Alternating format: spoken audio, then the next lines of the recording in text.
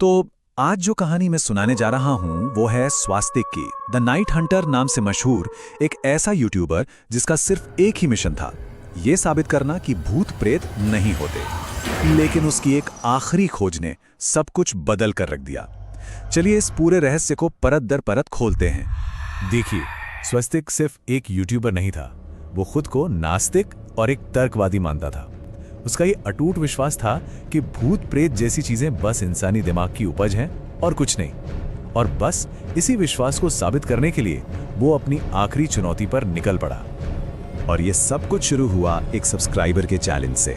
Challenge था एक बदनाम भूतिया जगह पर रात के ठीक 3 बजे एक लाइव स्ट्रीम करना, जिसे आजकल 3 AM चैलेंज भी कहते हैं।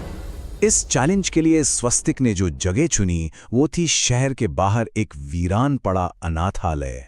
और ये कोई ऐसी वैसी जगह नहीं थी। 15 साल पहले यहाँ एक बहुत भयानक आग लगी थी, जिसमें कई बच्चे और उनकी देखभाल करने वाली एक महिला मारे गए थे। आसपास के लोग कहते थे कि रात में वहां से आज भी बच्चों के हंसने और रोने की आवाजें आती हैं। स्वास्तिक पूरे आत्मविश्वास के साथ उस अनाथालय पहुंचा।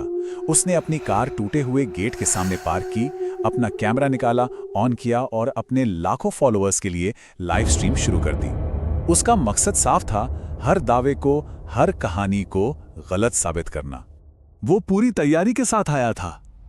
मोबाइल को स्टैंड पर लगाकर लाइव स्ट्रीमिंग तो चली रही थी।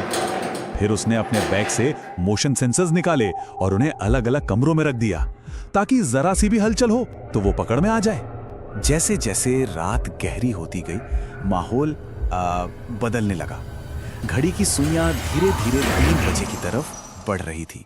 और ठीक यहीं से स्वस्तिक की वो तर्क की दुनिया, वो रैशनल वर्ल्ड टूटना शुरू हो गया। अब देखिए कि घटनाओं का सिलसिला कैसे शुरू हुआ।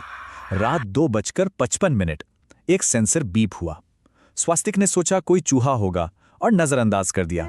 लेकिन ठीक 3 बजे एक नहीं, 2 नहीं, बल्कि 3 अलग अलग कमरों के सेंसर एक साथ बज उठे। ये थोड़ा अजीब था। और फिर तापमान अचानक गिरने लगा और फर्नीचर अपने आप हिलने लगा। ये सिर्फ कोई एहसास नहीं था। स्वस्तिक ने अपने थर्मल मीटर पर देखा और वो हैरान रह गया। कुछ ही मिनटों के अंदर तापमान 24 डिग्री सेल्सियस से सीधा 16 डिग्री पर आ गया था। अब ये कोई ऐसी घटना नहीं थी जिसे हवा का झोंका कहकर टाला जा सके। और तभी उसे दूर के एक कमरे से बच्चों के हंसने की बहुत हल्की सी आवाज सुनाई दी। एक पल के लिए तो वो एकदम चुप हो गया, लेकिन फिर उसने खुद को समझाया कि शायद कोई रिकॉर्डेड साउंड चला रहा है, उसे डराने के लिए। लेकिन इस कहानी का असली खौफनाक मोड़ तब आया जब घड़ी में बजे 3:33। स्वस्तिक के हाथ में जो कैमरा था वो अचानक अजीब तरह से काम करने लगा, और जिस स्क्रीन पर देखा उसने उसके होश उड़ा दिए।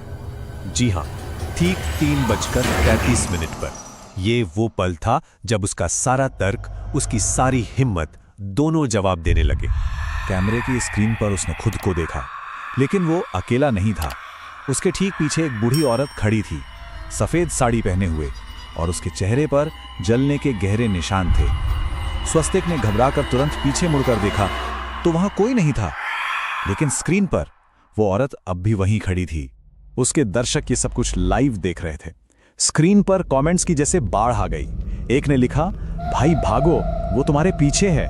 मतलब दर्शक वो देख पा रहे थे जो स्वस्तिक को अपनी आंखों से नहीं दिख रहा था। फिर एक और कमेंट आया जिसने स्वस्तिक को अंदर तक हिलाकर रख दिया। उस कमेंट में लिखा था, स्वस्तिक तुम मर चुका है। ये एक बहुत ही अजीब और डरावना मैसेज था, लेकिन इसके बाद जो हुआ वो और भी भयानक था। तभी एक नया कमेंट पॉपअप हुआ, और ये कमेंट किसी और के नहीं बल्कि स्वस्तिक ऑफिशियल यानी उसके अपने अकाउंट से था। और उस पर लिखा था, अकाउंट हैक नहीं हुआ है, तू सच में मर गया है। बस यही वो पल था जब सच्चाई एक बहुत ही भयानक रूप में उसके सामने आई। वो कमेंट पढ़ते ही स्वस्तिक के दिमाग में एक ऐसी याद कौंधी जिसे वो शायद भूल चुका था। उसे एक भयानक कार एक्सीडेंट याद आया। उसे महसूस हुआ कि उसके पैर जमीन पर हैं ही नहीं, वो हवा में हैं। उसने अपने हाथों की तरफ देखा, वो धीरे धीरे पारदर्शी हो रहे थे। और ठीक उसी पल वो बूढ़ी औरत कैमरे की स्क्रीन से निकलकर उसके ठीक सामने आ खड़ी हुई। उस औरत ने बहुत धीमी आवाज में कहा, तुम्हारी मौत उस सड़क पर हो गई थी, उसने बताया कि स्वस्तिक का मन उसे यहाँ खींच कर लाया था। वो सच नहीं ढूंढ रहा था, वो तो बस सनसनी की तलाश में था, और यही चाहत उसकी आत्मा को इस जगह पर ले आई। स्वस्तिक तो गायब हो गया, लेकिन कहानी यहाँ खत्म नहीं हुई। पीछे कुछ ऐसे सबूत छूट गए जिन्होंने इस पूरे रहस्य को और भी ज्यादा गहरा बना दिया। अगली सुबह जब पुलिस उस जगह पर पहुंची तो उन्हें अनाथालय के अंदर कोई नहीं मिला। वहां सिर्फ स्वस्तिक का कैमरा पड़ा था और उसका लाइव स्ट्रीम अभी भी चल रहा था, एक खाली हॉल को रिकॉर्ड करते हुए। और अब सुनिए इस कहानी का सबसे चौंकाने वाला हिस्सा। पुलिस रिकॉर्ड्स के मुताबिक स्वस्तिक की मौत शहर के बाहर एक कार एक्सीडेंट में रात 2:20 पर ही हो चुकी थी, यानी अनाथालय में अजीब घटनाओं के शुरू होने से बहुत पहले। और यहीं आकर यह कहानी हमें इस सबसे बड़े सवाल पर छोड़ देती है। अगर स्वस्तिक की मौत उस एक्सीडेंट में रात 2:20 पर ही हो गई थी, तो फिर उसका कैमरा उस वीरान अनाथालय के अंदर कैसे पहुंचा, और वो लाइव स्ट्रीम कौन कर रहा था? ये एक ऐसा रहस्य है जिसका जवाब शायद कभी नहीं मिलेगा।